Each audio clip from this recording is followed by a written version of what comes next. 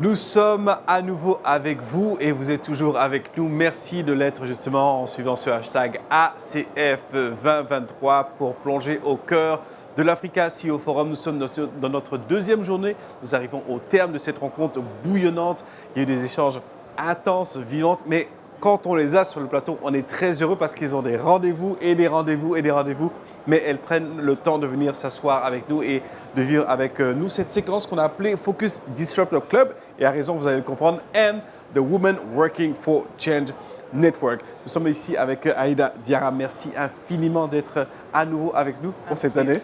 Un plaisir, merci. Vous êtes Senior VP and Head of Sub-Saharan Africa at Visa. Merci infiniment. Et face à vous, ou à côté de vous, on va le dire comme ça, Coralie Loyo, donc directrice, donc The Women Working for Change and Disruptor Club aussi, de Africa CEO Forum. Hier, vous y étiez, vous avez vécu ces awards. Votre impression sur la soirée déjà, avant de revenir sur le prix que vous avez remis? Pour moi, c'est toujours un grand bonheur de voir des talents du continent qui sont reconnus pour le travail extraordinaire qui est accompli. Et ça me procure à chaque fois une grande fierté, je dois dire. Et donc beaucoup de joie. Remis à M-Pharma. Alors il y a le prix, il y a deux moments très forts de cette cérémonie. Pour moi, le premier, c'était la reconnaissance de Delphine Traoré comme étant le CEO de l'année. Pour moi, c'est encore une fois une reconnaissance de toute une trajectoire de carrière, mais comme elle l'a si bien dit elle-même, c'est une reconnaissance pour toutes les femmes qui sont dans des rôles de leadership et qui s'impliquent et qui contribuent au développement économique du continent. Donc ça, c'est le premier. Bonne fierté parce que vous la connaissez personnellement et vous connaissez son travail, donc ça vient à point nommé. Absolument. Très bien. Et deuxième alors? Le deuxième, c'est le award que j'ai eu le privilège de donner à une fintech.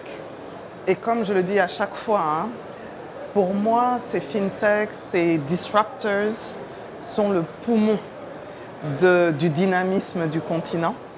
Et c'est grâce à eux que l'on va pouvoir accélérer le développement économique du continent. Et ils ont tellement bien absorbé ce que la technologie peut apporter. Ils voient les opportunités, des opportunités que parfois on ne voit pas.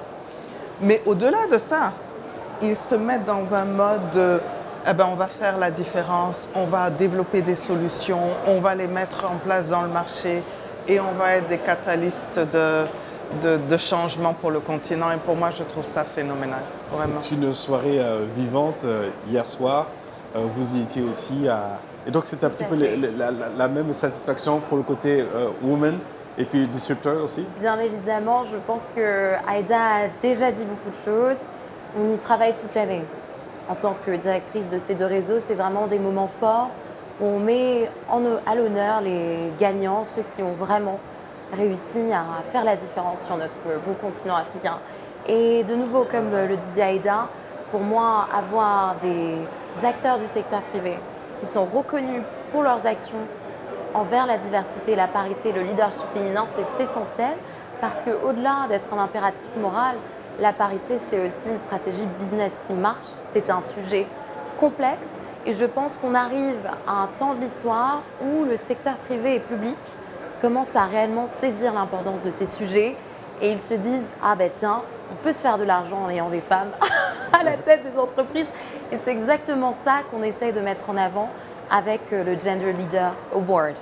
Et bien évidemment, le Disruptors, les acteurs de la tech sont les pionniers de l'innovation, représentent le futur du continent. Donc, c'est des grands moments. Comment se passe ce Disruptor Club justement aujourd'hui?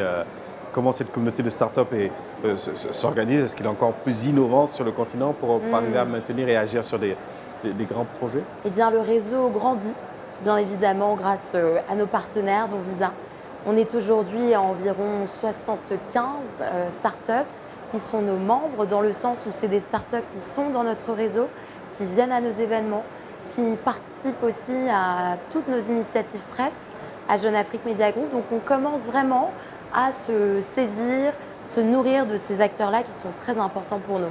Et bien évidemment, on essaie également d'inclure tout l'écosystème de la tech, que ce soit les VC, que ce soit les grandes boîtes, les grandes entreprises de la tech telles que Google, telles que Meta, etc. Et bien évidemment Visa qui a aussi un grand rôle à jouer sur ces sujets. Donc ça devient une communauté qui s'étend aujourd'hui et c'est vrai que c'est une communauté qui attire beaucoup l'attention. Visa qui joue. Merci. Sur les panels, ou pardon, je t'en prie. Non, termine ta phrase quand même, parce que je veux sauter sur la perche que tu m'as lancée. Donc j'étais sur la perche pour arriver là. Exactement, donc sur nos panels et puis nos publications, nos articles, on a vraiment une grosse communauté qui commence à nous suivre. Visa, tu le disais, vous le disiez tout à l'heure, Coralie. Allez, je te tutoie parce qu'on se connaît. Yes. Tu le disais tout à l'heure, Coralie. Visa qui a son rôle à jouer sur l'inclusion financière des petits commerçants sur le continent. C'est quelque chose auquel vous tenez particulièrement. Pour moi, c'est fondamental. Et je pense que la période de Covid que nous avons vécue a été une confirmation pour dire qu'il fallait absolument qu'on accompagne les PME pour le rôle qu'elles jouent dans l'activité économique. Et on s'est rendu compte que c'était ces PME qui étaient inclus d'un point de vue digital qui ont le mieux résisté à la pandémie. Tout simplement parce qu'elles pouvaient offrir leurs services sur le net, elles pouvaient recevoir des paiements de manière digitale. Et pour moi, c'est le catalyste de ce que l'on doit continuer de faire et driver, continuer d'étendre cette inclusion pour leur donner accès à plus d'opportunités. Et donc, ce que l'on fait, c'est d'abord travailler avec des fintechs qui ont pour métier de les onboarder, de leur donner des outils à coût attractif pour eux, de leur donner aussi la capacité à gérer leur activité et de leur donner la possibilité d'avoir accès à tout ce qu'on appelle services financiers complémentaires, des prêts, accès à l'assurance. Pour nous, c'est vraiment une mission que nous nous fixons en tant que Visa. Et je sais que vous avez des exemples que vous aimez partager sur les impacts concrets, des histoires, des gens qui ont eu une véritable transformation de leurs affaires, mais de leur réalité aussi. Et ça, vous pouvez nous en partager quelques-uns comme ça que j'aime, vous aimez pêcher ici. Non, j'aime beaucoup parler de comment on appelle ça, de success stories, on va dire, par des fintechs qui ont rejoint le réseau Visa et puis qui ont apporté toute leur énergie, toute leur innovation et savoir-faire. Je vais donner l'exemple de Little Fish, par exemple, en Afrique du Sud.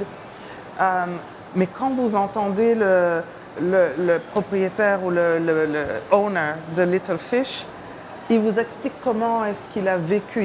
Il fait partie d'une famille qui était petite entrepreneur, donc justement. Et il nous dit, mais pour avoir accès aux paiements financiers, pour avoir accès au digital, c'était compliqué. Il faut savoir, la SME ne sait même pas où se diriger. Et il s'est dit, je vais pouvoir jouer un rôle. Donc, je vais pouvoir mettre en place une infrastructure qui va, à travers une intégration API simple, leur donner accès à des paiements. Je vais pouvoir leur donner le back-end qui va leur permettre de gérer leur activité. Je vais pouvoir les aider à offrir leurs services online. Et ça de manière simple et à un coût qui est abordable pour eux. Et ça, pour lui, c'était sa mission. On a décidé de travailler avec lui et de l'accompagner. Et il commence déjà à accomplir des miracles. Et un autre exemple que je vais donner, c'est Kuda. Kuda Bank, qui est une néobanque au Nigeria et qui a décidé de se concentrer sur le consommateur final et mettre en place un user experience qui est ce qu'il y a de plus slick, de plus agile pour pouvoir avoir accès à votre paiement. C'est quelque chose d'intuitif. Ils ont décidé d'absorber la technologie qui permet d'offrir des cartes digitales, donc pas forcément besoin d'avoir la carte physique, de permettre d'avoir accès à des comptes, à des landings qui se font de manière digitale. Mais c'est phénoménal. Et le nombre de clients qu'ils ont est absolument extraordinaire. Ils se comptent en millions aujourd'hui. Ce qui est extraordinaire, c'est de dire, moi, en tant qu'organisation, FinTech, néobank, je vais jouer ma partition pour pouvoir donner accès aux services financiers et au paiement à des gens qui n'ont forcément pas cette capacité-là. Je trouve ça phénoménal, vraiment. Et c'est inspirant, et merci de le faire justement. C'est extraordinaire. Les choses bougent, les choses se structurent. Le Women Working for Change, justement, a lancé une sorte de charte de la diversité du genre. Est-ce que vous pouvez nous en parler un tout petit peu et de savoir aussi quels sont ses impacts aujourd'hui sur... Tout à fait. Alors, la charte de la diversité du genre, c'est une initiative qui existe depuis 2019, qui a été lancée à l'Africa CEO Forum et dont le but est de construire un écosystème qui permet aux femmes de pouvoir être promues dans le secteur privé, de pouvoir être soutenues et de pouvoir arriver aux positions exécutives les plus élevées. Donc il y a cinq grands principes dans cette charte aujourd'hui qui concernent le secteur privé et public. Parité au niveau du recrutement, parité au niveau des salaires, parité des comités exécutifs et de management et également parité au niveau des institutions publiques et nécessité d'intégrer dans les politiques publiques et privées une dimension genrée. Donc c'est ça que met en avant la charte, 5 grands principes. Et quand nous, on met en avant cette charte, on fait signer les entreprises, on fait signer les gouvernements. On leur dit engagez-vous vers ces principes-là. Et chaque année, on revient vers ces signataires pour créer un fameux baromètre qui va mettre en lumière les best practices de ces signataires. Est-ce qu'on a des éléments où en est ce baromètre-là? Est-ce que vous avez pu observer des évolutions, des ajustements? Quelques exemples aussi, ça peut être intéressant. Tout à fait. On a aujourd'hui environ 300 signataires. Le dernier a été Ecobank. Aujourd'hui, le CEO d'Ecobank a signé officiellement la charte. Donc c'est un grand pas pour notre secteur privé. C'est un symbole, un signal très fort que vraiment on a un pilier du secteur privé qui s'engage sur ces thématiques. Il y a de nombreux exemples qui existent. L'IFC, par exemple, a lancé le programme She Wins Africa, qui est un programme de financement, de mentorship et de sponsorship pour les startups féminines en Afrique. Il y a le programme Elevate d'Ecobank également, qui est là pour accompagner les femmes dans la création de leurs entreprises. Et c'est également ces deux plateformes, des plateformes de networking, de sororité, et de sororité non seulement au niveau des femmes, mais aussi des hommes, puisque c'est un combat où les hommes doivent être présents.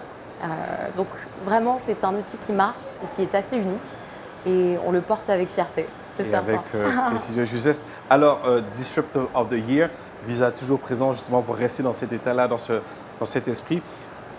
Jusqu'à quel point c'est important pour Visa d'être sur le Africa CEO Forum chaque année? Pas simplement sur les Worlds, mais d'être là, d'interagir. Expliquez-nous un petit peu pourquoi il est toujours important pour Visa d'être présent sur cette plateforme-là. Je trouve que c'est une plateforme extraordinaire pour discuter des enjeux qui nous sont tellement importants, en tant qu'Africains d'abord, et puis en tant que représentant d'une société qui a démontré son engagement pour contribuer au développement du continent en s'assurant que l'on jouait notre partition dans la digitalisation des paiements.